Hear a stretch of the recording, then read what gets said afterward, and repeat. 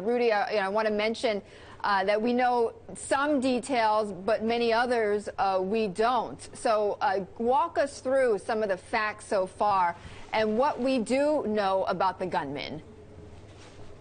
What we do know is that they were hooded. Apparently they shouted Allahu Akbar, so witnesses say. Charlie Hebdo, as you mentioned, it's not the first time that they've been targeted. 12 people dead, including 2 police officers. There's very graphic footage out there of an officer being shot and then being shot again in the head. It's all very grim. They are apparently still at large, armed with what people say could be Kalashnikovs. So yeah, quite a grim situation. I was earlier on the scene, well, not on the scene, I was because it was cordoned off, so we were held quite far away. Yeah. There were lots of police, lots of emergency services on the site, and it was chaotic, and no one seemed to be knowing what was happening exactly.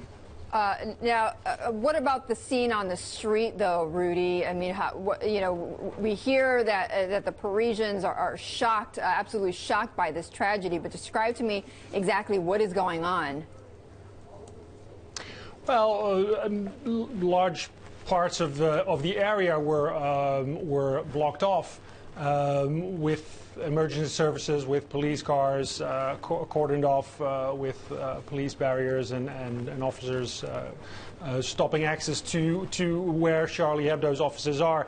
But the metros are still running. The people were annoyed with police officers from being blocked and trying to pass through police barriers, and life outside of that small area around Charlie Hebdo still seems to be going on as normal.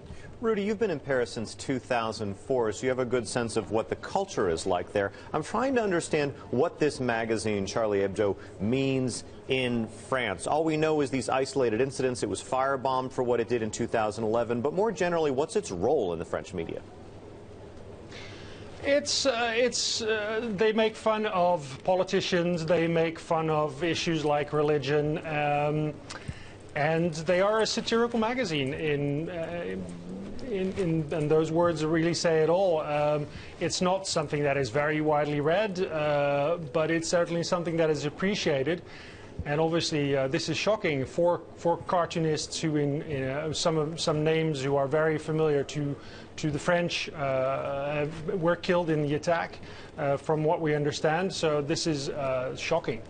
And you were also, I mean, you've also reported from Amsterdam. I keep thinking this morning of that horrific stabbing of Theo van Gogh, the filmmaker, earlier in the 2000s. How does a society change after an event like this? It's interesting because that was actually, for the Netherlands, very much something that changed society, because there had been this idea of what in the Netherlands they call multiculturalism, of having various cultures living alongside each other, maintaining their identity.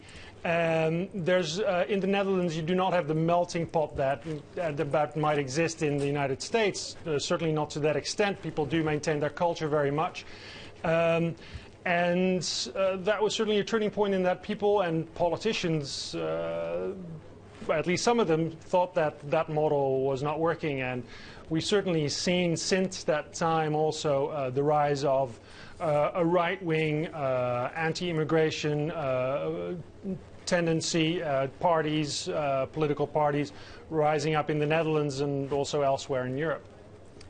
Rudy, I want to, just staying on the political side of it, you had Francois Hollande, the French president, making comments directly after. He'll be holding a news conference later this afternoon. But also Sarkozy as well. He is speaking, or going to be speaking. Tell me the dynamics here of the former French leader and the current French leader, and how this is going to play politically in France.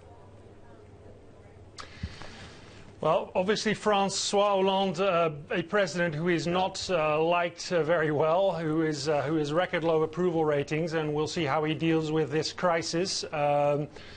Sarkozy, someone who's not officially said that he will be running for the presidency again, to my knowledge. There's still an infight in the UMP, his political party, about who will actually head the party. And Sarkozy has always been someone who's been tough on law and order.